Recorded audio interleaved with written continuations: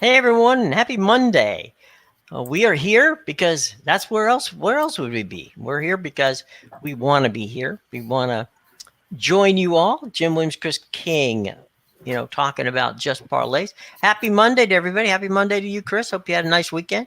Yeah, it was peaceful, so I mean, can't complain too much about that. The weather, of course, turned last night, but apparently all the rain that was here is up there by you guys now. Yes, thanks a lot. As I can say right now, it's raining here in the DMV, but it's a Monday, so what are you going to do, right?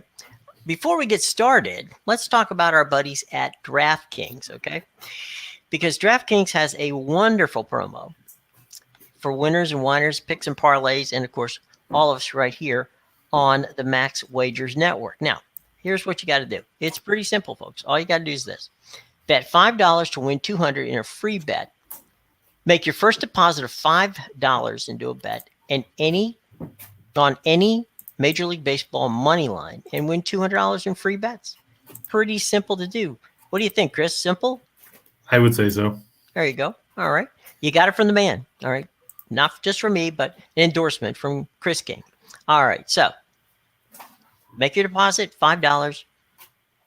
Bet on any MLB money line and win $200 in free bets. All you got to do is this. Use our promo code, Winners and Whiners Video. Get all the information in our show box below. And as always, we say, first, you have to be 21 years of age to participate, and always, always bet responsibly. Okay, so all that's in the show box below with lots more stuff that we're going to talk about a little bit later. But first, we got baseball to get to. And we're going to go to the Three Rivers and PNC Park, where the Brew Crew is headed, and they will be taking on the Buccos in where the Allegheny and Monongahela get together to form the Ohio River. Except you've got it backwards because the game's at Miller Park. And if you're not in Pittsburgh, which would be a wonderful place to be, go 90 miles north of Chicago, and you'll be in Milwaukee, where Miller Park is. Lovely ballpark there. What is it now? American Family Field or some crap? I have no idea. I'm calling it Miller Park until somebody, changes it back. It's just me. I'm going to do that. So, yeah, I mean, it's a lovely ballpark in Milwaukee. Great town. Get your brats while you can and enjoy. So, Chris, go for it, buddy. Yeah, we've got the real exciting matchup, the NL Central. The Pirates somehow 5-4 because they actually beat Washington over the weekend. The Brewers are 5-5. Everybody expected the Brewers to be better than this. They've got to learn how to hit the ball. They've kind of struggled with that so far this season. You look at the numbers, Milwaukee hitting a robust, let's see here. Are they above the Mendoza line? They're hitting .213 as a team. Okay, so they're just above the Mendoza line. Yeah, Willie Adams is hitting $189. Colton Wong's hitting $194. Yelich is hitting right at the Mendoza line at 200. He's driven in 2 runs this season. McCutchen is probably one of the hottest bats. He's hitting $282. But for some reason, they're still trotting out Lorenzo Cain and his $158 average, playing center field. And it's been a weird year for the Brewers because, you look at their pitching and expect that that's going to be what carries them. But Hauser's 0-2. Woodruff is 1-1, and his ERA is over 7. And that's when he brought it down from being over 17 after his opening start. You look at some of these other guys, and it's like, Freddie Peralta has an ERA of 11.57. You have to think these numbers are going to get better. And I guess when you face the Pirates, that's a good chance for that to happen. To Zach Thompson, no ERA of 4.50 or no record of 4.50 ERA, a 1.50 WHIP, 1 walk, 3 strikeouts, and 4 innings in his 1 start this year. Eric Lauer, no record of 6.23 ERA, a 1.154 WHIP, 2 walks, 5 strikeouts, over 4 1/3 in his season debut for the Brewers. Pittsburgh's 12th in runs per game. Who would have thought that? At 444, though, I guess, like we said the other day, when you're facing Washington for 3 or 4 games, it gives you a good chance to boost up your numbers. They're 18th in runs on the road at 3.67 in their 3 contests. Look at that. Milwaukee is 27th in the majors in runs per game, 3.1. They've scored 31 runs in 10 games. Clearly, that's going to have to improve. I'm banking on the fact that they can do that against Pittsburgh. Milwaukee 5-1 in their last 6 at home against a right-handed starter, 4-1 in their last 5 as a home favorite, 4-1 in their last 5 against a right-handed starter, 4-1 in their last 5 at home overall. Pittsburgh 14-42 in their last 56 against a left-handed starting pitcher, 15-45 in their last 60 on the road, and 35-90 in their last 125 meetings in Milwaukee. Now, in the pre-show, Jim, we were talking, and you were talking about how Pittsburgh has basically 4 starters and then 3 long guys. And Marlo, you're a Pirates fan, so you could probably chime in on how the way Derek Shelton is using the arms in that rotation and that bullpen. I know they've got what is it? Yahur is one of the names. Miguel Yahur.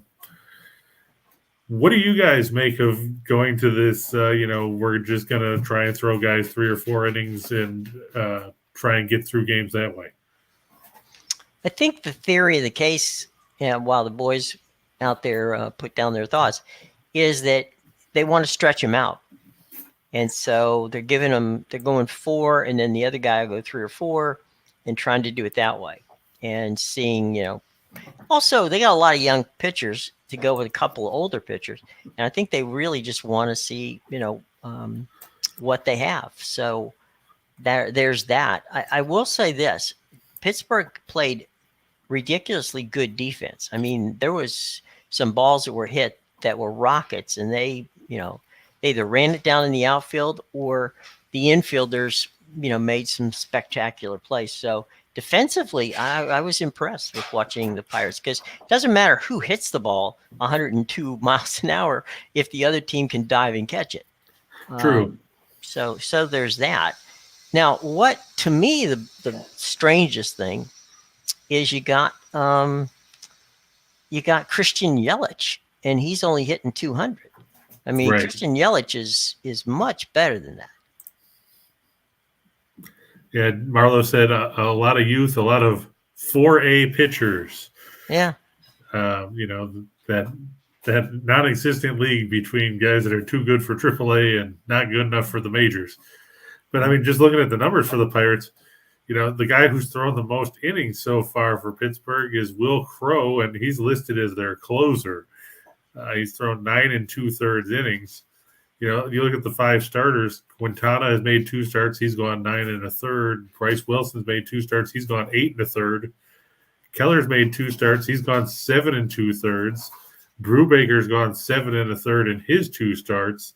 And you're looking at Pittsburgh, we're 9-10 games into the season, and they've used 15 different pitchers. And you look, and the starting rotation has 0 wins for the Pirates. The starters are a combined 0-4. The bullpen is 5-0. The funny stat, I saw a funny stat this morning on the Mets. The Mets have the top, this should not be a surprise, the top starting pitching in baseball. But then when you get past the 6th inning, they have the second worst bullpen in baseball. So even though the Mets have gotten off to a good start, they're going to have to figure out that bullpen, because Scherzer and the gang can't go 9 innings. This is not going to happen. So. Yeah, and that's a valid point. You look at some of these guys in the bullpen, and Rodriguez has an ERA of 13.5, and so does Sean Reed Foley, and Seth Lugo. They've relied on him for so long. His ERA is over 8 right now, and he's pitched in 5 games already. Right.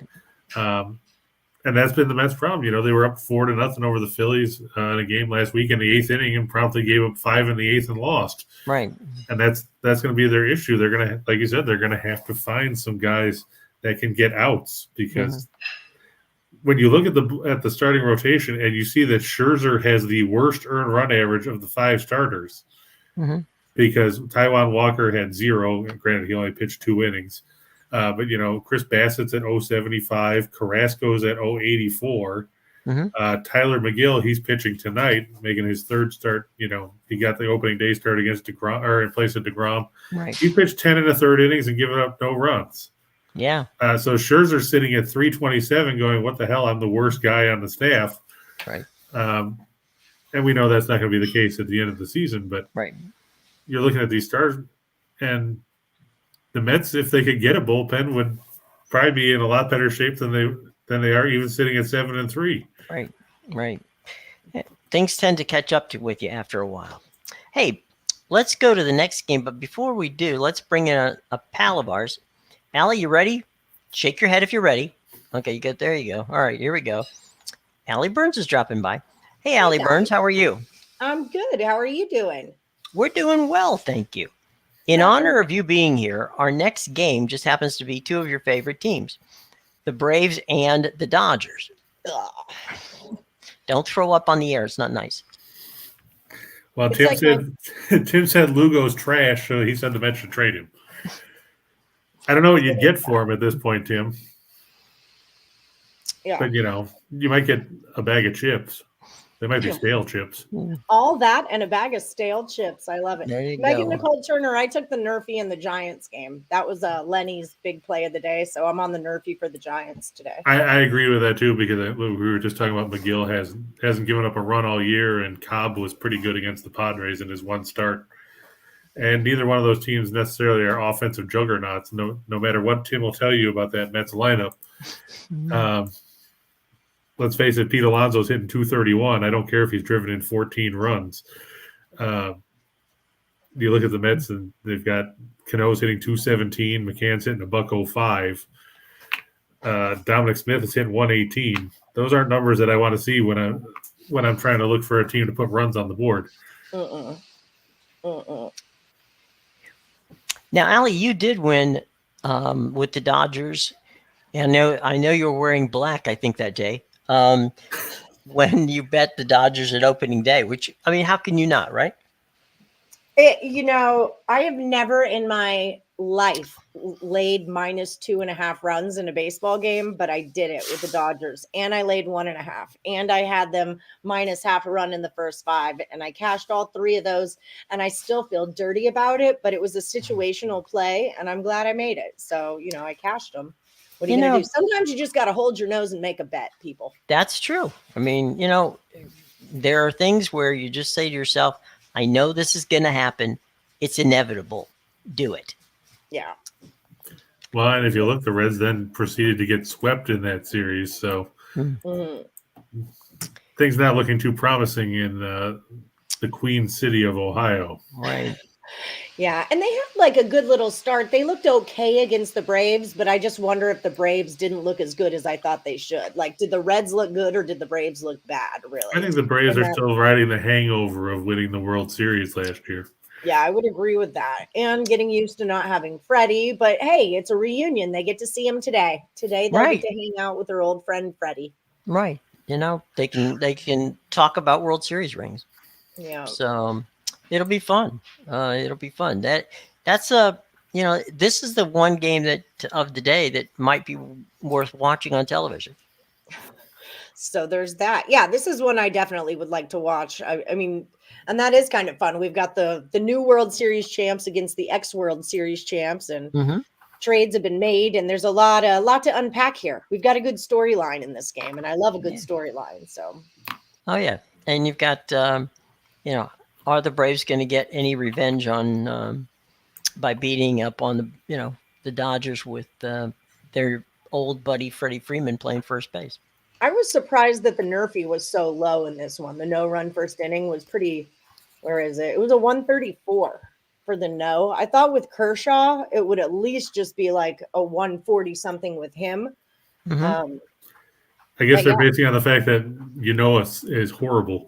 Yeah. So that's why I couldn't take it. It almost looks too cheap. So it makes me want to take the yes run first inning, but I'm just going to lay off. Notice though that I'm sorry, Allie, go ahead. No, it's even money for the yes. No, so you're probably safer staying away from it. Yeah. The interesting thing to me about the Dodgers are the amount of runs they score after the sixth inning. Pretty much almost 60%, 70, almost 70% of the runs the Dodgers have scored this year have come after the sixth inning. That's really good to know. Who was it? Alan Miles, I believe, was telling me that he's had a lot of luck in the in play, taking those with Dodgers would be the perfect example, right? Mhm. Somewhere in that first 5 innings or so, say your total of 7.5. Right. If no one's scoring, it'll come down to a 5.5. So if you Right. find trends like that where teams score late, take that in the fourth, fifth inning over 5.5. And he said he's been hitting on those pretty well. Because, then the bullpens get involved. So if there's a significant drop in that total in play, you should jump on it. And the funny thing is, it looks like the only guy getting hits for the Dodgers in the first few innings is Trey Turner. You get it, Trey. Thanks for showing up to work today, Trey. Yeah, exactly. You get the FP Santangelo used to have a line. It was when he was playing for the Montreal Expos. What happened is that every time they get their first hit, the Expos would get the first hit. He was being managed at that point in time by Moses Alou, and Alou would say, tell him, and FP would go, okay, there goes the no hitter, and he was the designated there goes the no hitter guy. So someone in the Dodgers dugout when Trey Turner gets up is going to go, okay, there's the no hitter. And that might be the first hit of tonight's ball game against But anyway, yeah, the Dodgers are oddly enough scoring a lot of runs after the first few innings. Yeah, to Jim's point, they've scored 18 times in the eighth inning this season. Holy cow! Already. There's got to be a prop on that. Yeah, 18 in the eighth, 16 in the fourth, and then in the rest of the innings combined, they've scored a total of 17 runs. Well, there is an in play on that. It'll, like on my app, it'll do the 3-way line at the end of it. Like it'll do the fourth and fifth, the sixth and seventh. And it's always plus money for either team. And then the draw is like a minus 145-ish. So I was kind of messing around with if it's a game where they're both scoring throughout, just taking both teams at plus money, leave out the draw and hope one of them does score, which kind of worked for me sometimes and kind of didn't. And I fell off of it. But with that knowledge with the Dodgers, now I can wait on that eighth inning and just take the Dodgers plus money. Yes, they will score in the eighth. And we'll call that a day. I like it. Yeah, I mean, they've hit 4 of their 7 homers this season have come in the eighth. So there you go. And they've got a 458 average in the inning, a 544 on-base percentage, and a 750 slugging percentage. And on balls in play, they're hitting 546 in the eighth. So, but you got to figure that lineup from top to bottom, which is a murderer's row type lineup, over the season is going to start to average out. This might be an early season aberration. I don't know. But yeah, that's you look in 5 different innings, they've scored 2 runs or less. Right. No, I know. So I mean, it's that's why I brought it up. Yeah. But Mark wants to know something about basketball. Hey, Mark, we're going to be with that in just a minute. Okay, buddy? Hang with us. Don't go anywhere. So, yeah, we like the Dodgers over the Bravos. Yeah, Tim, I saw the total move back up to 7. Did it go back to 6.5 again? And Tim also said he'll take a hot dog for Seth Lugo. I would need a chili cheese dog. You're going to have to spruce that dog up for me. Yeah. There you go. Hey, Allie, how are the Aviators? You know what? I have tickets this Friday. I'm going to go see them. I haven't really been keeping up with how they're doing, though. I know they're on the road right now. Mm-hmm. I was out there when they were building the new ballpark. It looks like a lovely ballpark. Oh, it's beautiful. It's one of the best offices I ever had, was sitting in that press box with the whole freaking field and the smell, and you hear the umpires and the chatter and all that stuff. One of my favorite jobs ever. The stadium is beautiful. And I'm really excited to go. I try to go to at least 5 or 6 games every season. So I'm starting off early. We're going Friday. There you go. Get out there early and often. Okay. Exactly. So Vegas is 6-6 on the year. 6-6. All yep, right. They got crunched yesterday by Salt Lake. Oh, the Bees. Isn't that who they are? The Bees? Yeah. They used to be the Buzz, I think, and then they might have changed it. They went from the Buzz to the Bees, seriously? I'm not sure if they did or not. I know they were the Buzz. What marketing guy got money for that? I mean, honest to God. That's like new Coke. I mean, geez. All right. Don't get Okay. me started on New Coke. That stuff is terrible. Yeah, it was terrible. All right. Okay. Let's move off this since we know the Dodgers are going to win because they are. And let's move on to the Well, we're going to the NHL first, right? Yep. Okay. I mean, if you want to do the NBA, we can do the NBA. Let's do the NBA first because we have some questions. I know nothing about this. That's okay. I'm out of this. I do know that it's National Velociraptor Day. Thank you, Tim Earl. And so I think that gives the Raptors a bit of a starting chance here. However, I know 2 of their guys are out. That's my NBA knowledge. Hey, any knowledge is good knowledge. Okay. There we go. So there Let's you hear go. what you guys have to say. All right. Well, let's see what we're doing first. God knows. Here we go. Sixers and Raptors. All right. There you go, Mark. Yeah. It's right there. Right there. Everybody wants to jump on the Raptors because it's Velociraptor Day. And here's the funny thing: it's National Velociraptor Awareness Day. Awareness? Yeah, the awareness really stands out for me on that one. Yeah, that falls into the category of can you even acknowledge what it is? Okay, and it's like okay, I'm aware of them, yes, but okay, back to sports. I'm sorry. Meanwhile, off the paleontology and back to sports. Here we go. Yeah, I mean the bad part for Toronto, like Ali said, is they're going to be missing guys. Scotty Barnes is doubtful tonight with an ankle sprain. Gary Trent is doubtful with an illness. Thad Young's hyperextended his thumb. He's doubtful too. We just watched them get obliterated in the first game of this series where they didn't stop anybody. And it was a disappointing showing because I really thought they were going to play better than that. But, they lost by 20 points. It was over by halftime when you get right down to it. Because I think at that point it was, 69-51. Yeah. And Toronto never really made a serious push after that. And without Barnes, it's going to be tough. I mean, now you're going to have to rely more on Siakam to step up. Precious Achiuwa is going to have to actually, do something, which, has been a challenge. They got carved up by Tyrese Maxey the other day. He had 38. Made Harden's job a lot easier, so we didn't have to watch him airball jump shots like he was trying to play like Russell Westbrook. But I think in the end of the day, going on this one, with Thibault being able to play since it's in Philadelphia, it's just going to work in Philadelphia's advantage, plus taking advantage of all the injury issues.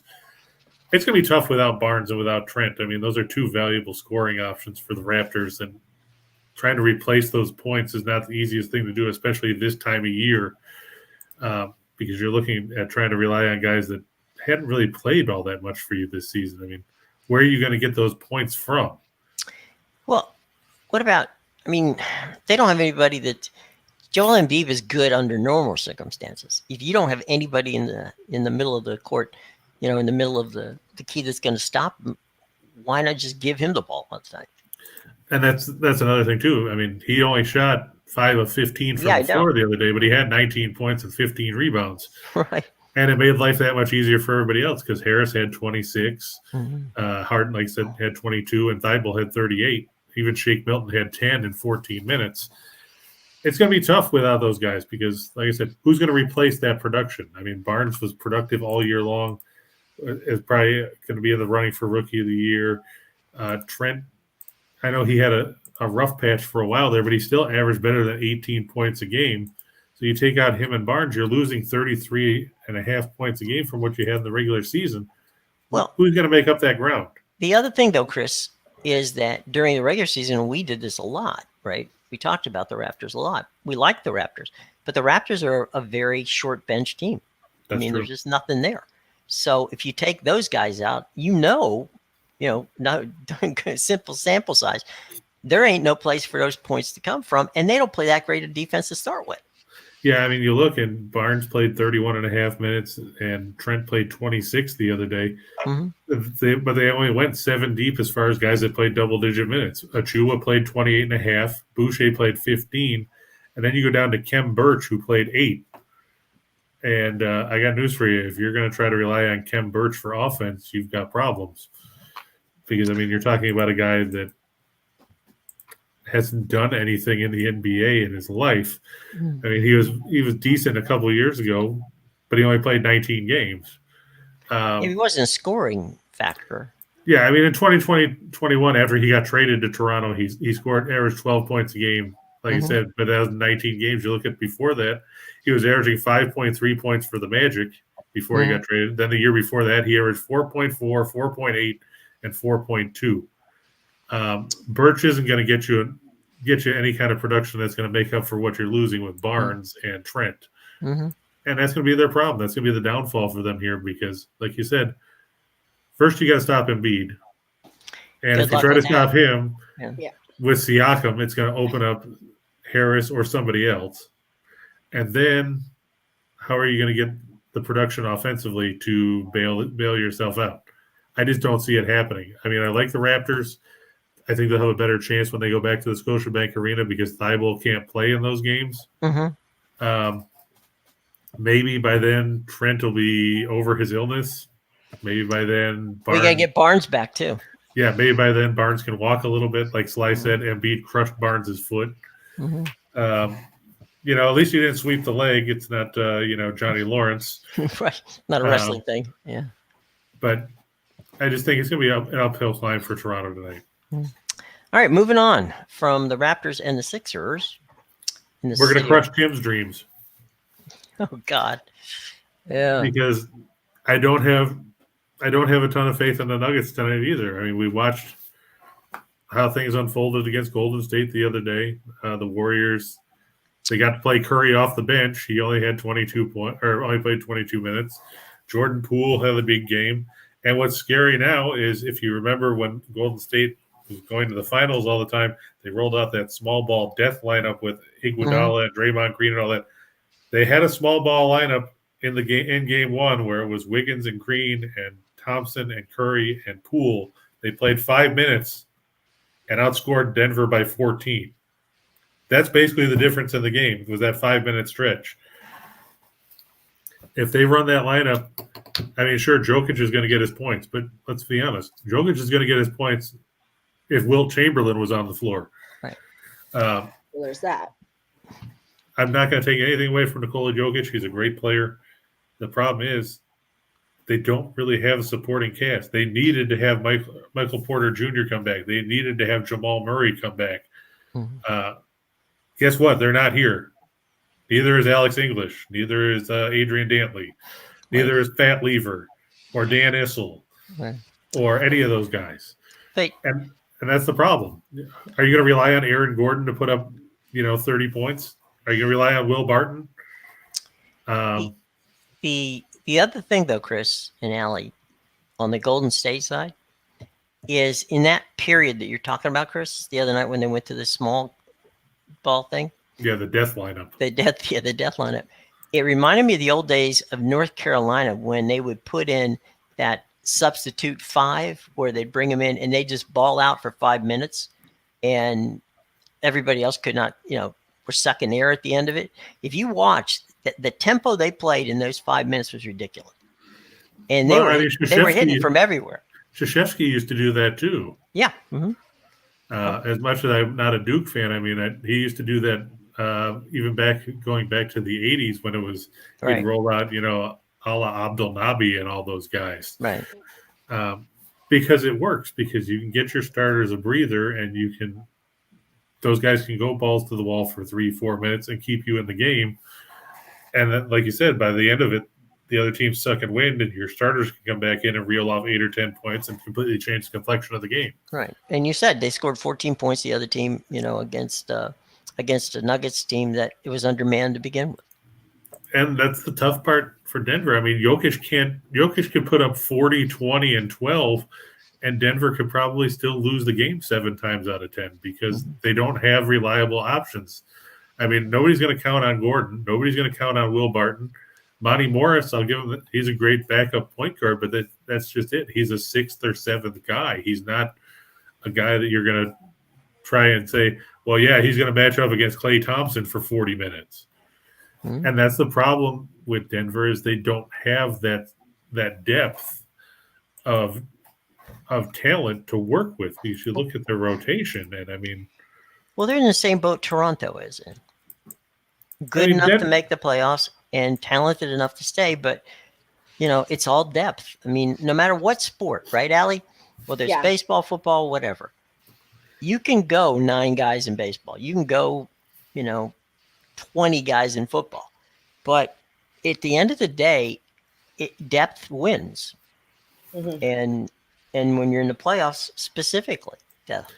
And what also wins is keeping your cool because, Yeah. DeMarcus Cousins played 9.5 minutes and got himself thrown out. Yeah, that's not helpful.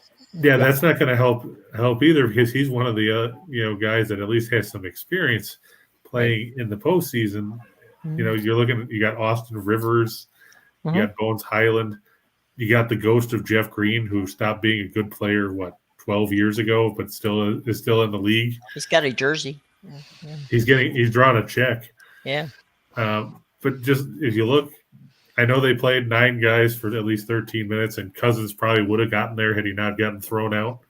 But when you look at those bench guys, who scares you if you're an opposing coach? If you're Steve Kerr and you're looking and going, well, do I want to defend Nikola Jokic or am I worried about Jeff Green? I think that's pretty much a no-brainer. I think that answer is pretty simple.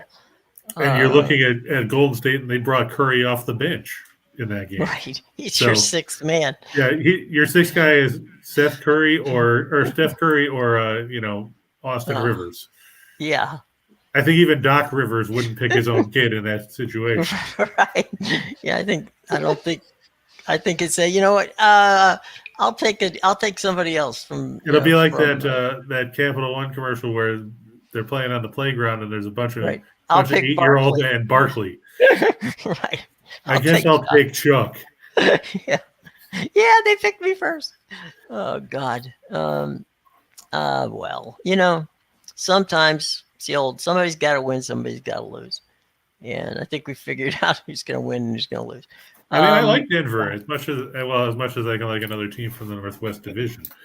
They're a good team, but the problem is you're dealing with a Golden State team that has experience in spades, and they've got scorers in spades, and that's the problem. There you go. Hey, Allie, what's the buzz? We're getting ready to go to hockey here in a minute.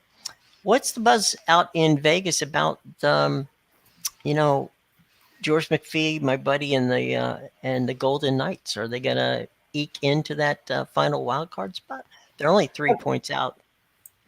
So here's my thing with the Golden Knights. I can't watch their games because when I do, they lose. It's like I picked up on this about a month ago. And so I'd like to apologize to any Golden Knights fans for any losses that I may have incurred in the past month of watching our team play. But I don't know because I can't watch those games. They're disappointing. And I know that our city really likes to rally around VGK. I mean, like as any city does, like we love our Knights. We want them to do well. There's definitely like some desperation I've heard throughout the word on the street, I guess, by the street. There you go. I mean, up at the bar. So I definitely sense desperation that it's a must win, we're in that must win spot, but I haven't been able to watch the games. And I know getting Ryan Stone back, Matt Stone, I went to high school with Ryan Stone. Matt Stone back was a really big deal for us. But then we lost on that first night that he played. And I only watched 5 minutes of that game. And we still lost. Oh, well. And I would not take it personally. I don't think it's you. I definitely do. 100%. Okay. What other explanation is there, Jim? Think about it. Blame Lenny. We'll have to ponder. He's not here. We'll have to ponder that for a moment. Let's see. So Cobra Kai never dies. That's a funny line. We'll get Andrew. I'll tell you what. I'll give you the winner of USFL. Let me see if I can. USFL Tampa Bay Pittsburgh tonight. A little bit later. Okay. Anybody on Mark Stone in Winnipeg today? No. He's not. He's not. Mark Stone is the guy for Vegas. Oh, okay. Yeah. Winnipeg boy. I'm sorry. I apologize. I didn't. Reading English is difficult for me at this point. I don't know what the heck is going on there. All right. Well, before we go to the NHL, how about we talk about something that a group that we all know and love, and that would, of course, would be Caesars.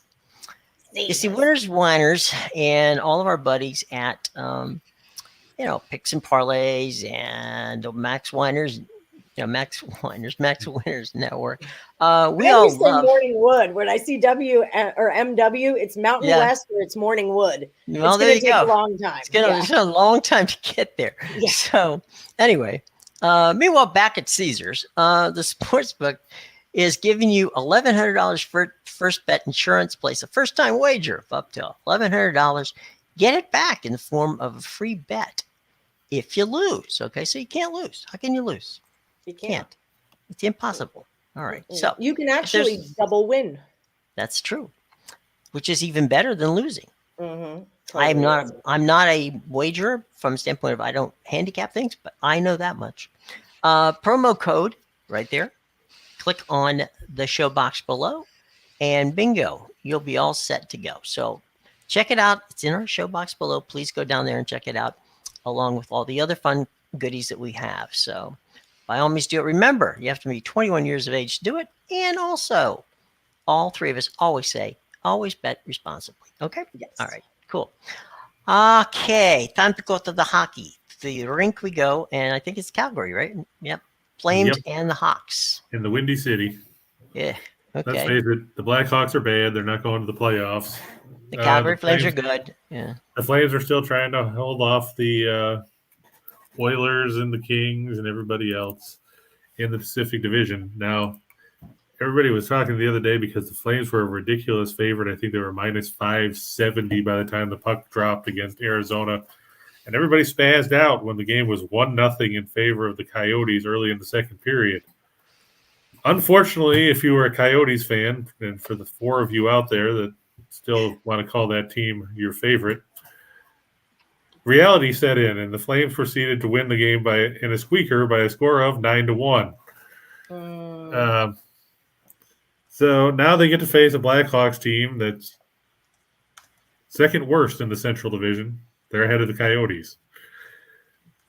The Blackhawks come in with a minus 66 goal differential. They're 1-7-2 in their last 10.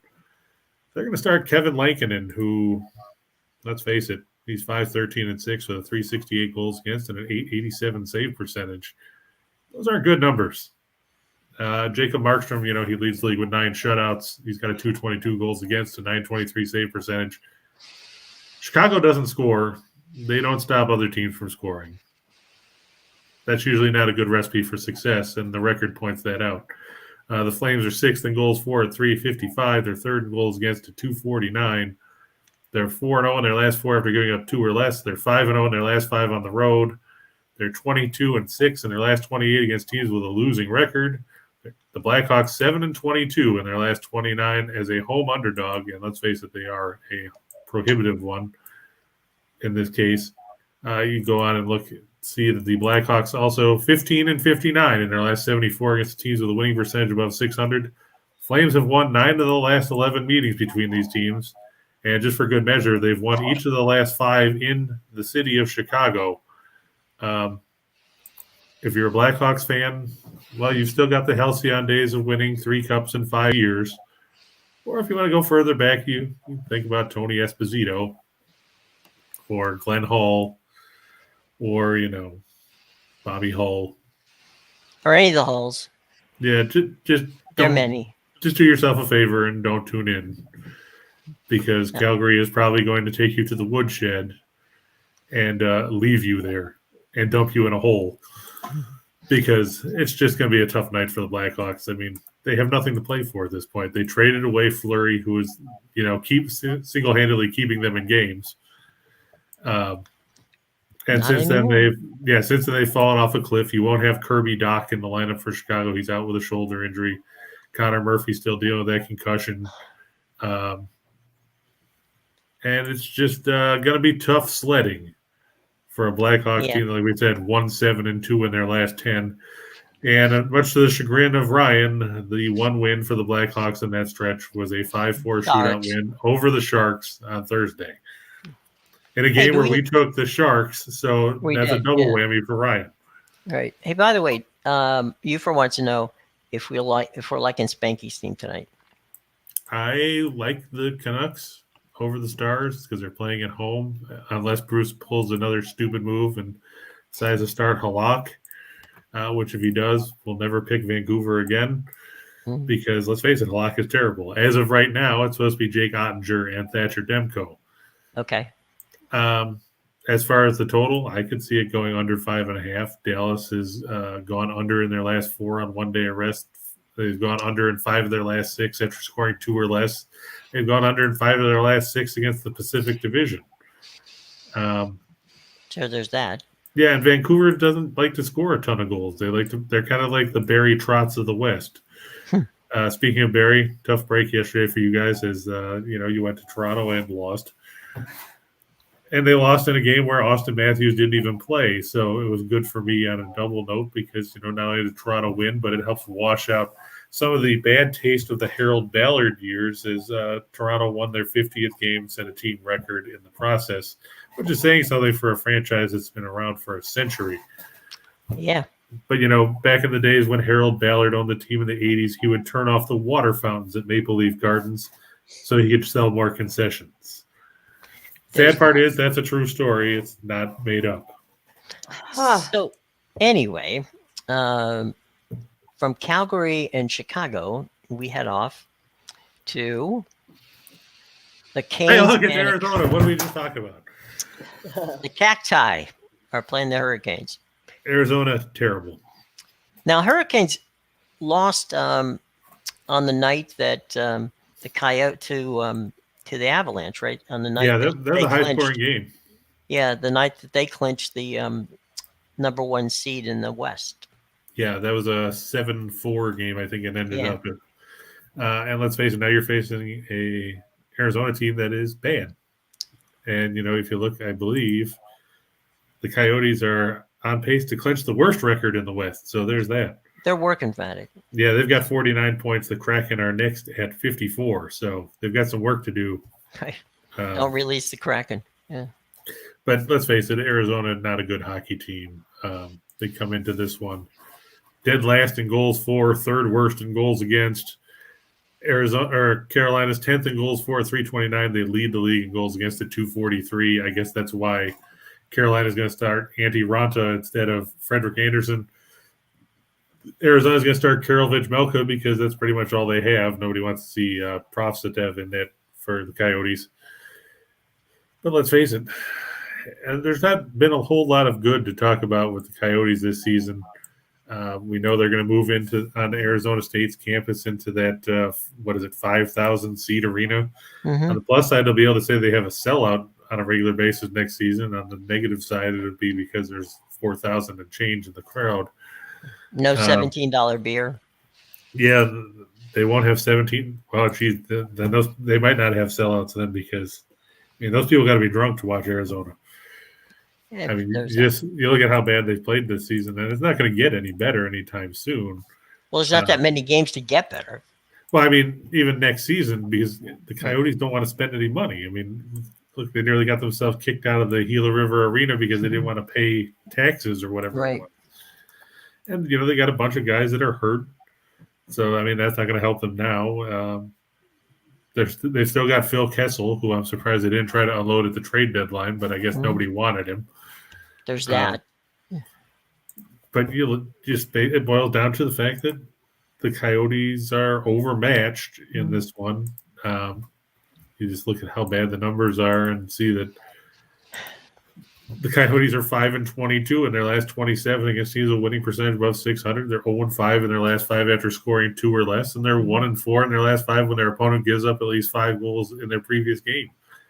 If Carolina doesn't win this one in a rout, the Hurricanes are going to have bigger questions than whether they can hold off the Rangers in the Metropolitan Division. True.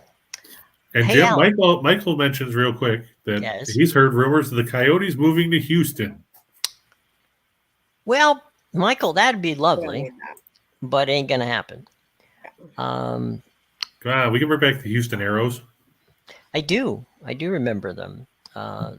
The Houston is a surprisingly good hockey town. And Allie, you lived in Houston, didn't you? I'm from Houston. I went to U of H. Yeah, I was born and raised there. There you go. I don't think of it as a hockey town though, but I'm not a hockey person, so maybe that's why. But you guys would probably know better than me as far as hockey goes. But yeah, I don't think of Houston as a hockey town at all. But would you rather have a hockey team or the Rockets? I'd rather have the Rockets any day. The current Rockets. Yeah, I'll take them. I don't want hockey. I don't need the Coyotes. You're giving me the Coyotes or the Rockets? Don't be ridiculous. I'll take my Rockets. Ryan went to Oriole Park at Camden Yard. Beautiful day, by the way, yesterday for the Orioles Yankee game. Look, Coors Light was only $14. $14, such a deal. Ryan, you got a deal, buddy. I remember going to at Nationals Park. I think it's the second or third year that it was open. You could go into the ballpark, and on one side there was a Coors Light stand. On the other side there was DC cupcakes. Okay, there was a bigger line for DC cupcakes than there was for Coors Light, and you're thinking, all right, the baseball fans have gone a little to the different side of the to the thing, because if you got a line that's twice the size of the beer line to get a cupcake, that's impressive. Just saying, There you go, They Michael. also sell beer at DC Cupcakes, though, because if I can get a cupcake and a beer, I'm going in that line. No, you couldn't. You had to go across. Just check. So what you do, Allie, is you bring the person you come with, right? You say, all right, I'm going to get in the cupcake line. You get in the beer line, and we'll be out there. We'll be good. Okay. Yes. So I love this plan. You got to think, strategically when you go that route. But look, Michael said, Jim, that the Rockets owner, Fertitta, apparently wants the Coyotes. So look, he can mess up two teams. And Dallas wasn't a hockey town either. I mean, neither was Vegas. It's not. I just don't relate. Like when I think of Houston, I think of like who's walking around with what shirt on, and it's always Astros. It's just Astro heavy every time I go back. So that's just how I think of it. And also, I don't hockey, so I don't hang out with people that hockey. Houston doesn't have a hockey team, so and to answer your question, Michael, no, I checked this morning. Jim did not get a cheesesteak. No, I did not get a cheesesteak. Much to the chagrin of everybody that bet yes on the prop bet for that. Right. Where yes was going off at -110. Ooh. Couldn't too many things going on there, Michael, but thanks for asking. What was it? The USFL. Houston watched won a little that bit yesterday. They did. Houston won. By the way, Houston's a good sports town. I had the luxury of being there for a year, living in the Astrodome Hotel, and it was a great place to hang out. Great sports town. That was when Elijah was playing for the Rockets, and we had a lot of fun with him.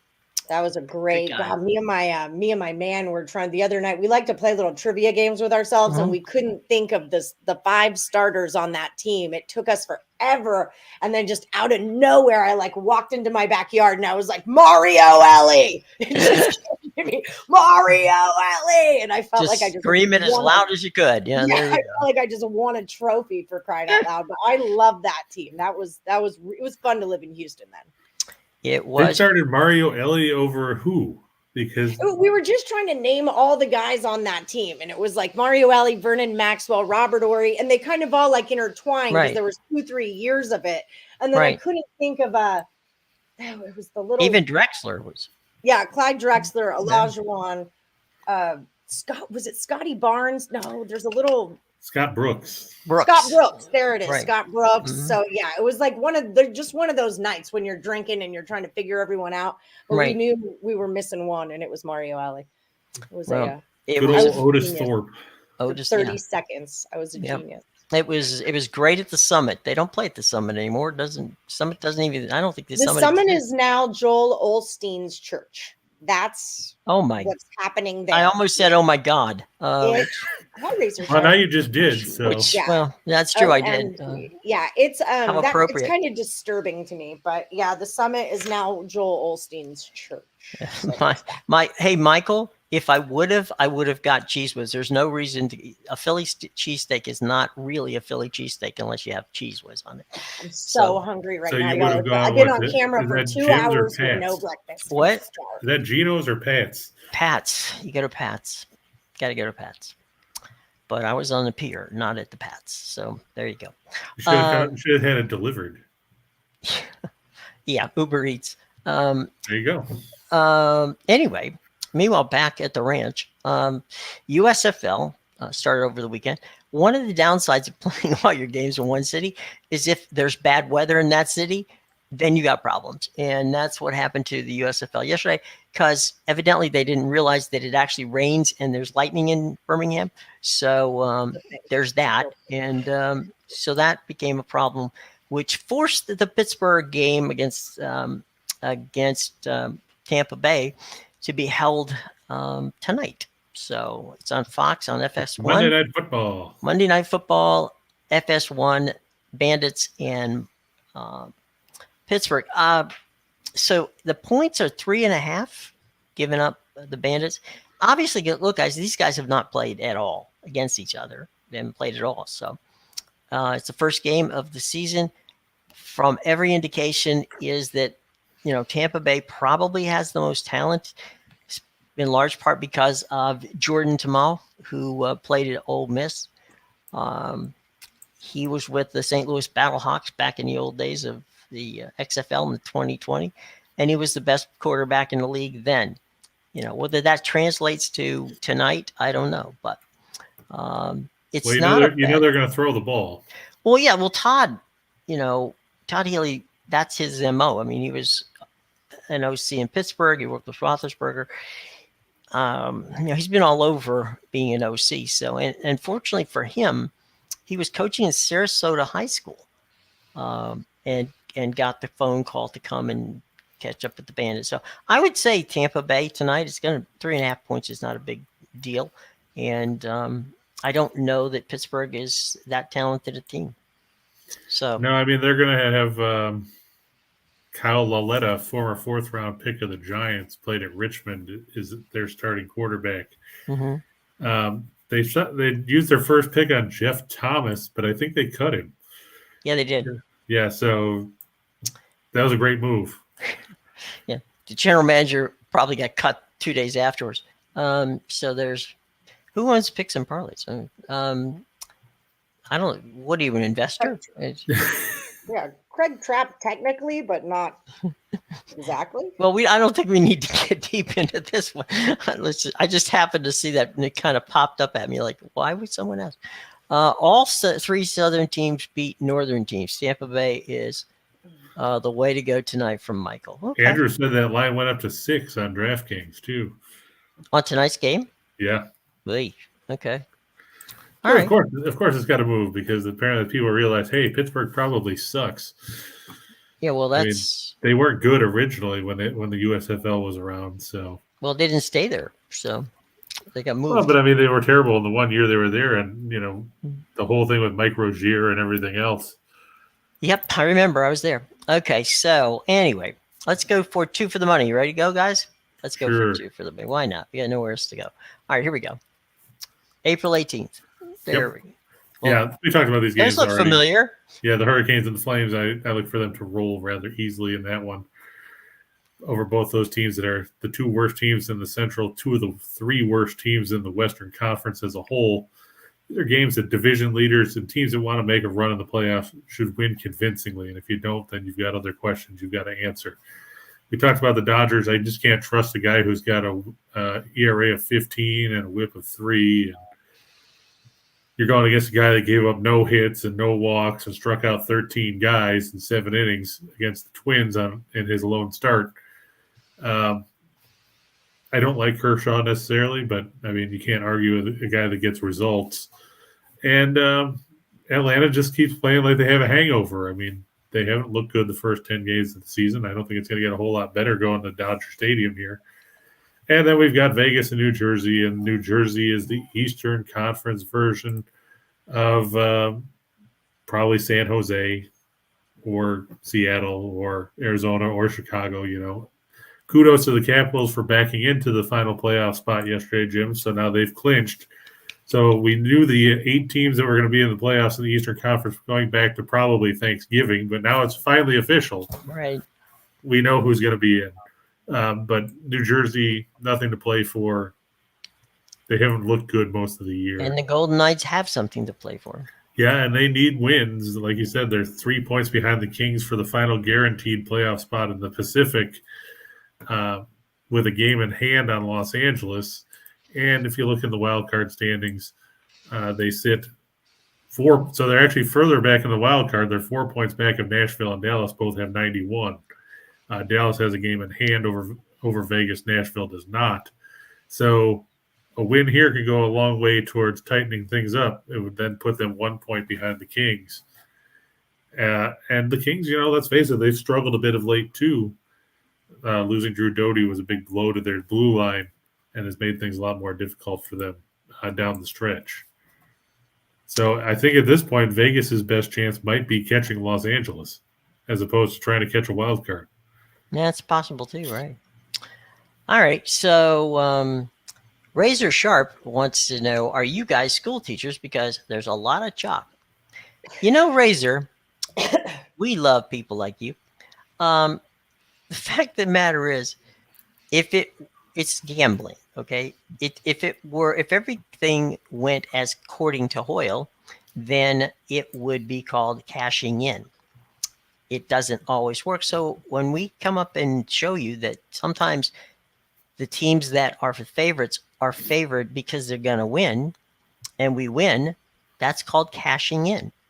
So if you don't, plus you have to remember too that we're not just doing one game at a time, right? Because then you have to factor in. If I sit around and take everybody that's plus 250, like if I were to take the Blackhawks and the Coyotes and the Braves, Devils and the Capitals, for example, who are all massive underdogs in these games tonight, sure, the potential is there that you could get a massive return on the investment. But when you're going and betting 4 games at once, and Allie will tell you this just as much as anybody else, because with all the cross bets and everything that she does, it doesn't necessarily work out that way where chasing underdogs pans out. Because in this situation, sure, if you're betting straight out games one at a time, that's one thing. If you're betting 4 or 2 or 6 or 57 and you need them all to pan out, chasing underdogs isn't always the way to go. Would you agree with that, Allie? Yeah. I don't know. I guess it's all in the way that you look at it, because you're parlaying. So as far as straight bets go, I would take all of those as straight bets. Like my limit is a 150. And 150 minus 150, I've got to really like you. But I mean, a minus 155, 120, I would straight bet all of those and then parlay them together too. I mean, chalky to me is when you're getting into like the minus 180, 200. That's a lot of chalk. Like, that's what I'm talking about. Oh, but I see you're taking minus 430, minus 311 or 350. I just put them both up because some people, if you don't put them up, then they complain that they don't want to lay the run line or anything, and then there's other people who are like they don't want to do the money line. So you give them both the options. I mean, I think with the 2, what does that pay? What's the Dodgers and the Knights both on the money line? What does that pay? Let's see. I haven't looked because I don't necessarily pull it up all the time. I can get it. Well, the point to the whole thing is we are doing multiples. Yeah. And multiples are different than going on a straight bet. Yeah, so, you'll get. Oh crap! Okay, sorry. So that's. I mean, it's like Allie. You do a lot of teasers, right? I do tease. That's a basketball thing. I tease in college basketball. Okay, but I mean, the theory is there, right? I mean, the theory of going with multiples in teasing. You don't tease a game, right? Yeah, you can't. So 10 will win you 939 on that 2-team parlay. Knights and Dodgers money line, 10 would win you 939. And then the run line would be obviously better than that. Yeah. But I don't lay. I don't lay runs and a half. I told you that Dodgers situation was. Yeah, I'm surprised you did 2.5, to be honest. Yeah. It was at plus 110. And like, honestly, the cap in my head was that the Dodgers, and the Dodgers had a shaky start. They started off that series in Colorado. They weren't looking great. Wherever they went next, I don't feel like they were looking great. And then they came home, or maybe that was, but anyway, when they came home, it was kind of time for them to light some stuff up. And that was just my cap on the game was opening day. They're going to freaking jam. And so 2.5 made sense to me there. Yeah. They did. But yeah, like I just don't see the value of laying runs or goals in sports that typically end in a 1-point spread. Like I always want to take. You guys know that. Right. Lex, wait until the fall when college football and everything is back, and then you'll probably be able to run together 57 games. I mean, I've seen people do 25. What are they, nuts? Well, I mean, and the thing was, the one guy that did it, he took 25, but he was taking some of the ones, they're talking about the big numbers here. The guy took one of the picks was Alabama, who was minus, like, I don't know, what was it, 7,000 or something like that at the time. That's about an Alabama score. Yeah. Probably against some of my teams.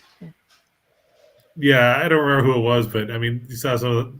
So I mean, you take all those big numbers, but I mean, he turned $25 into, I think it was like 246 grand or something like that, and that's even with taking those big favorites. I mean, the more branches you have, the more chances you have to go wrong, but the more chances that if those pan out, it doesn't matter.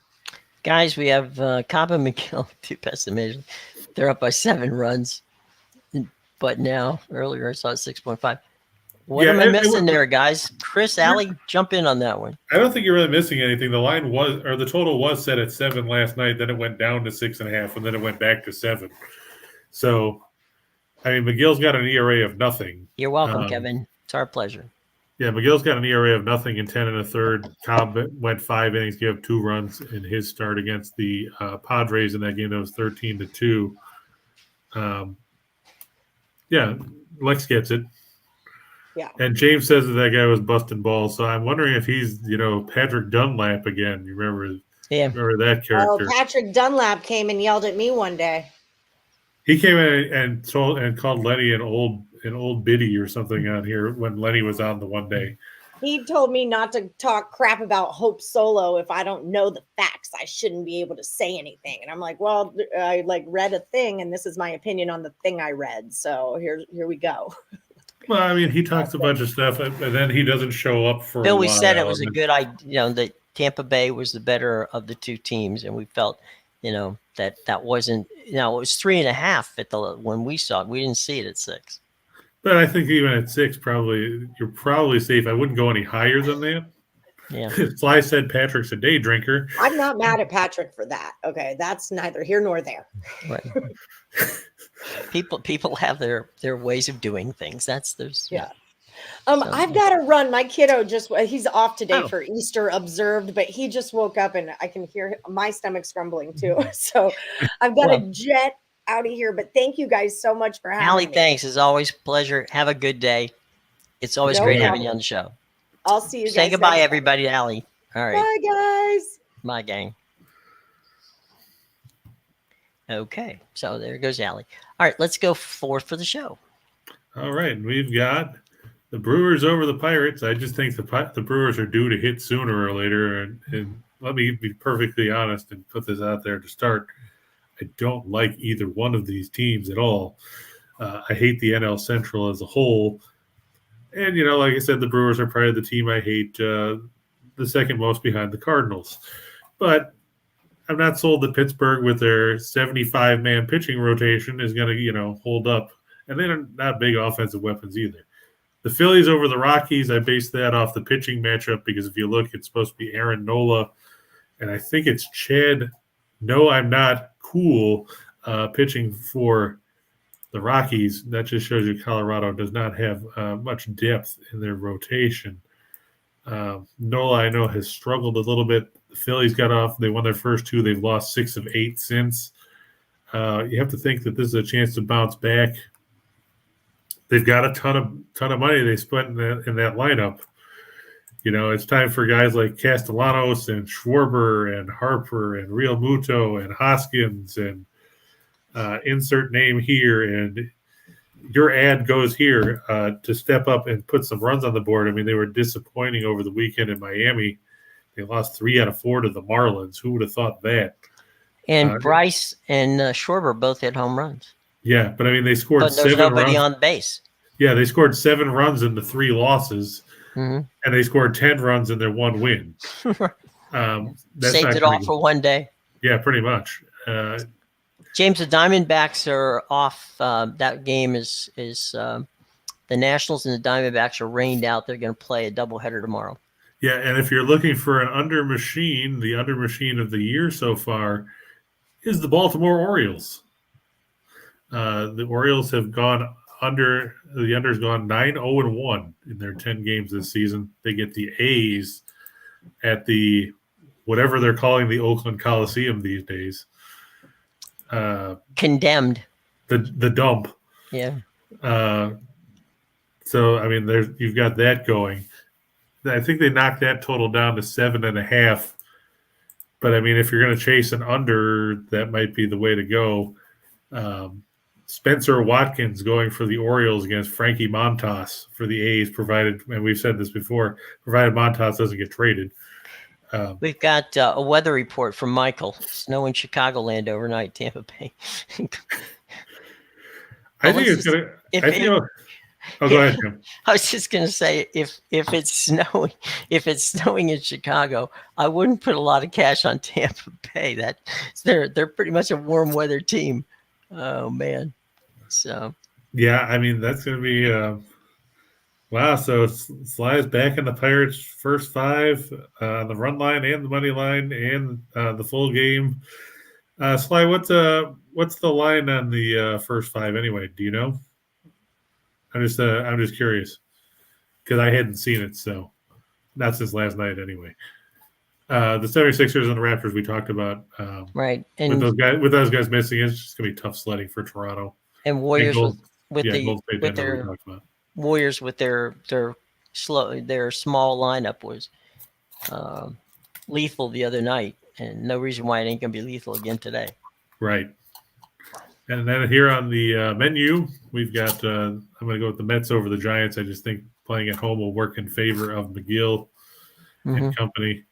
The A's over the Orioles, I just can't trust Baltimore. I know they took a couple from the Yankees. This is the matchup that nobody will tune in to watch, even if it was on TV, because, let's face it, they're 2 last-place teams. I actually was backing the Cubs over the Rays before getting that updated weather report. Kyle Hendricks pitches well at Wrigley in the cold. Yeah, and McClanahan, I don't know, has he ever pitched in cold weather? Not that cold. That's snow. How many pitchers have pitched in that weather? True. Yeah, they're saying the temperature is supposed to be about 40 degrees with a 20-mile-an-hour wind blowing out towards right. Okay, so the wind is blowing out. Well, it looks like it's left to right, but it's blowing towards the right field corner. Okay. So always entertaining. Dress accordingly. Yeah, there's still a 38% chance of precipitation according to the forecast. Game time temperature should be about 41 degrees. It'll drop down into the high 30s as the game goes on. And they're still showing snowflakes potentially, so you be that wet snow. Right. So that'll be even better. Frank wants to tell us that he woke up to snow this morning. Yep. So there you go. And Michael, it's like old exhibition stadium. Michael said Dave Steve was great in snow. That's true. That's true. Pitcher. Who was the guy from Minnesota? I can't remember the guy in Minnesota that was good pitched that was good in snow. Oh, Blyleven. Oh yeah, I was gonna say it was either him or Frank Viola. Yeah, it was Blyleven. Blyleven was a avid skier, so don't know if that had any correlation to it, but there you go. Raptors and the Sixers already talked about that one. Yeah, I look for it to go over the total. I think Philadelphia will put up some points there, especially with those missing pieces. It's gonna be tough to stop Embiid. By the same token, I'm looking for Utah and Dallas to stay under 206. Those two teams played Saturday in the first playoff game of the season, and it ended up at 192. Right. Luka Doncic not expected to play. He's doubtful again with a calf injury. Tim Hardaway out. Frank Ntilikina also out for the Mavs. So it takes it's tough when you lose a guy like Doncic, because everything runs through him. It would be like the Nuggets losing Jokic. Right. And it's tough to adjust for that, especially when you're going into the playoffs. Like I said, you've got all these guys that haven't played big minutes, and now you've got to try to rely on them to contribute. And it's tough. It's tough to get back in gear. Mm-hmm. So I think Lex came up with that run line. You'd asked for the run line the first five. So it moved down. Okay, yeah, that's not bad. I can see if the Brewers keep hitting as poorly as they have, that's probably not a bad option. Let's be honest. Mm-hmm. I look for Denver Golden State to go over the total. I mean, they did the other day. Why not? Ottawa over Seattle in the battle of teams going nowhere. I just think the Senators, they played better hockey of late. It's always great to play good hockey when you're eliminated from playoff contention. But it doesn't help you. Now you're just losing ping pong balls. Yeah. The Canucks over the Stars. Boudreaux needs this one for the playoffs. Canucks. I think they play Ottawa again tomorrow night, so they'll play the second game of back-to-back. They're 7 back in Nashville for the wild card spots. They're 6 back at the Kings. They've got 7 games to go. They've got 2 games in hand on Los Angeles, so they could really tighten it up if they were to win those 2 games. So you've got that going. And then we've got Colorado, I think, is going to beat Washington. Washington played well the other night in their win. This is 7-4, something like that, 7-2. I forget what it was. It was some. They put up a big number on. It was Montreal, I think they played the other night. They beat Montreal the other night. Mm. And so now they're finishing up. They got 2 more games on this road trip. So there's that. So yeah, it'll be a tough night for the Caps to beat a Colorado team that clinched their playoff spot. Well, number 1 in their division. Andrew says, and Andrew, Tennessee's a good. Tennessee is a very good baseball team. Miami's number 2 in that situation. Tennessee's 13-3, and they're in the SEC, which is a fantastic and very deep baseball conference. So, Tennessee's got a good baseball team out there. 33-3. That's not bad. No question about that. Is Vanderbilt not good this year?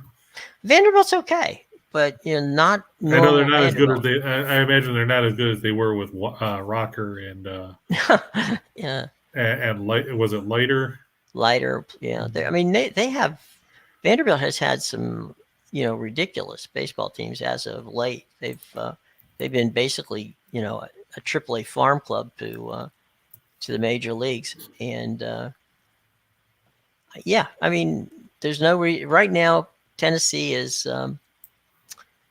the class of college baseball. There's no question about it.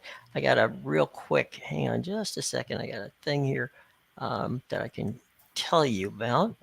The reason I know it is because I wrote it. So that shouldn't take long. That?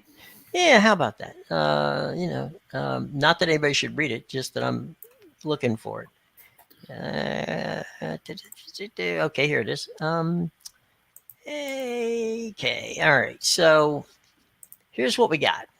And that is here's your top 10.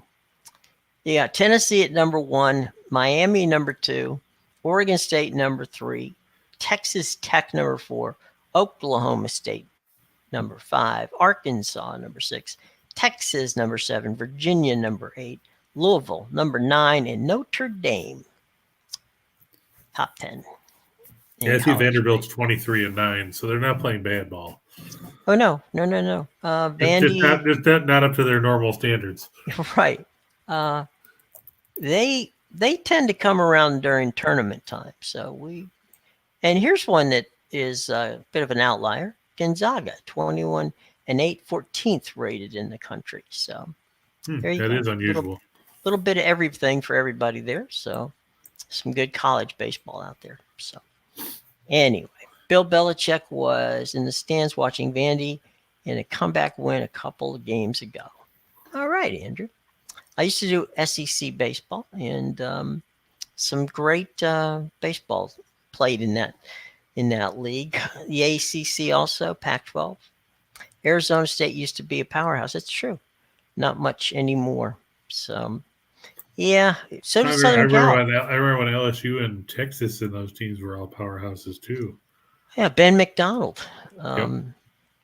pitching. And Warren Morris hit that homer in the College World Series.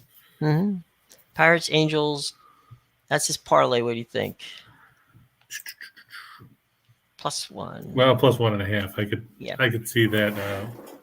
The Astros should win the game, I would think. But like Allie was saying, you get a lot of one-run games early in the season, so you could do worse. Trust me. And I have. Yeah, especially the way we've seen the Brewers not hit. I'm just banking on the fact that sooner or later you have to think they'll break out of it. Yeah, you're but hoping. No, I think you're on the right track there, Lane. Mm-hmm. All right, boys and girls. I'll tell you what. Scott and Scott have already started their show, and they're on the Max Wagers Network, and we want you to check them out for sure.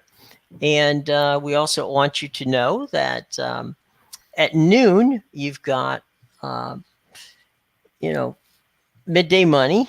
Sean Higgs. By Sean Higgs. And then the aforementioned guest we had today, Allie Burns, who comes up with Morning Wood at 1 o'clock.